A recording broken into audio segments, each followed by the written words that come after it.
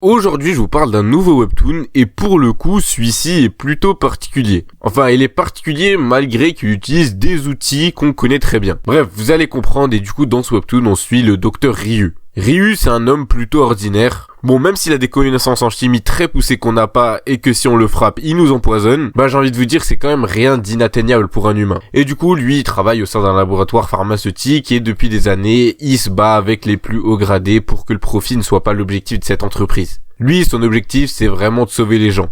Sauf qu'une fois après une altercation assez violente avec le directeur, il est muté et suspendu. Et la raison elle est simple, après avoir acheté un nouveau médicament contre le cancer révolutionnaire, l'entreprise a décidé d'arrêter la production afin de générer plus de profit. Et bien sûr, Ryu refuse d'aller à l'encontre de ses principes. En même temps, comme si c'était pas suffisant, il y a sa meuf qui le quitte. Parce qu'elle a envie de garder une réputation, blablabla, on s'en fout. Bref, le poteau, il est complètement brisé et abandonné par la personne qui comptait le plus pour lui. Il sait plus où il en est. Après que sa suspension soit terminée, il décide alors d'aller travailler dans la nouvelle branche où il était muté. Et quand il arrive dans le lieu en question, il remarque que c'est quelque chose d'assez particulier. Il travaille sur des cellules artificielles qui sont en culture et il décide de faire le savant fou. Il rajoute certains éléments afin d'améliorer les chances de survie. Sauf qu'il pensait pas que ce qui allait arriver, c'était ça justement. Et quand je vous parle d'outils assez particuliers, ouais, vous avez bien capté, les outils dont on parle là, c'est un système à la Solo Leveling, sauf que celui qui les a, c'est un médecin.